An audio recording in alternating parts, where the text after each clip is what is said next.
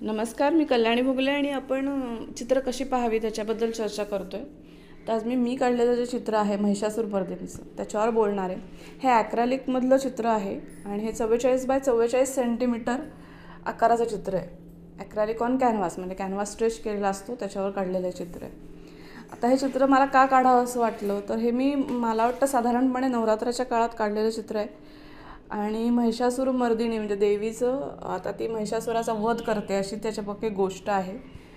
आणि अर्थातच हे आपले जे इंडियन स्कल्पचर्स आहेत त्या स्कल्पचरमधून मी इन्स्पिरेशन घेतलेलं किंवा त्याच्यावरनं काढलं असं तुम्ही म्हणू शकता.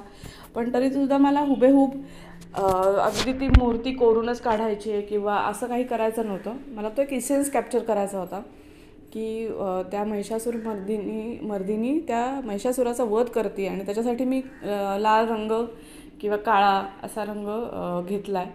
आणि ती एनर्जी म्हणजे ॲक्च्युली ती वध करतानाची गोष्ट आहे त्याच्यामुळे त्या क्षणी तो जो रुद्र स्वरूप असेल ते दाखवण्यासाठी मी जास्तीत जास्त लाल रंगाचा वापर करून बॉम्ब कलर्स घेतलेत आणि त्या मुमेंट स्ट्रोकने दाखवायचा प्रयत्न केला आहे, त्या एनर्जीच्या मुमेंट.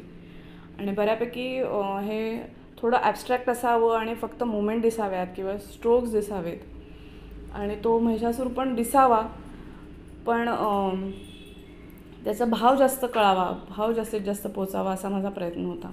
तर तुम्हाला कसं वाटलं आहे ते नक्की सांगा.